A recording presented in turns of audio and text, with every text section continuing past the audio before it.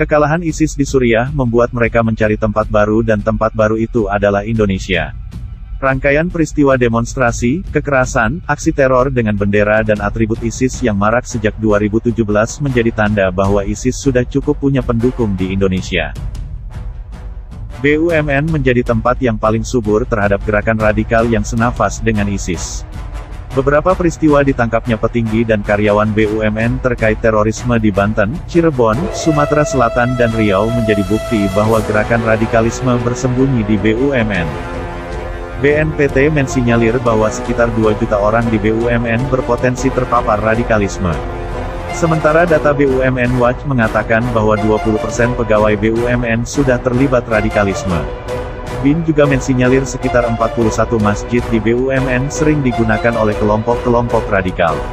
Tidak hanya itu, Wasekjen PBNU menyatakan bahwa kelompok khilafah hidup dari CSR BUMN dan data GP Ansor menyebutkan banyak pejabat teras BUMN dukung khilafah, sementara Direktur Said Akil Siraj Institute pada Juni tahun 2020 menyatakan bahwa orang-orang pro-khilafah hidup nyaman di BUMN.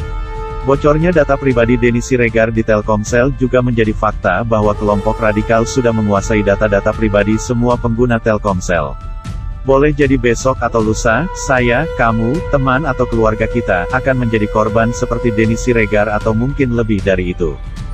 Hingga saat ini, Menteri BUMN Erick Thohir tidak melakukan tindakan tegas dan nyata untuk membersihkan kelompok radikal di BUMN. Yang terjadi justru Menteri BUMN mengangkat dan menempatkan orang-orang yang terindikasi dari jejak digitalnya sebagai pendukung gerakan radikal dan mendukung khilafah di BUMN seperti HG diangkat menjadi direksi Bank BTN, HW menjadi direksi di Peruri Digital Security, FR menjadi direksi di Telkom.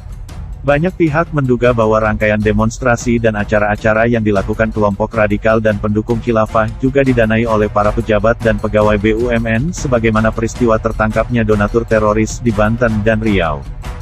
Keseriusan Erick Thohir untuk membersihkan BUMN dari radikalisme dan pendukung khilafah diragukan banyak pihak. Para pengamat cenderung melihat Erick Thohir sebagai pengusaha murni yang lebih mementingkan keuntungan kapital dibandingkan ideologi. Ada juga yang menduga ketidakseriusan itu karena Erick Thohir berusaha mengakomodir pendukung radikalisme dan khilafah untuk mengamankan ambisi politiknya di 2024. Apapun sebabnya, membiarkan radikalisme tumbuh subur di BUMN akan menjadi bom waktu di kemudian hari yang akan membuat Indonesia terpecah belah.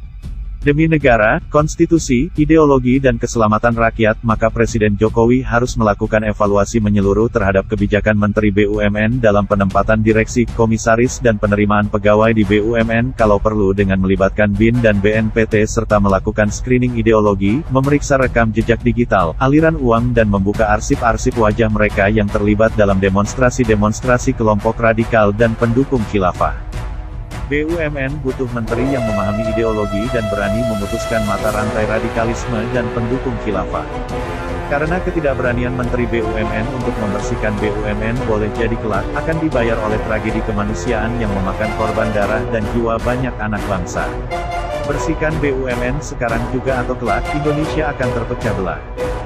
Bila Erick Thohir tidak membersihkan radikalis dan pendukung khilafah di BUMN, maka sejarah akan mencatat bahwa Erick Thohir adalah bagian dari kelompok radikal dan pendukung khilafah atau setidak-tidaknya bagian dari simpatisan.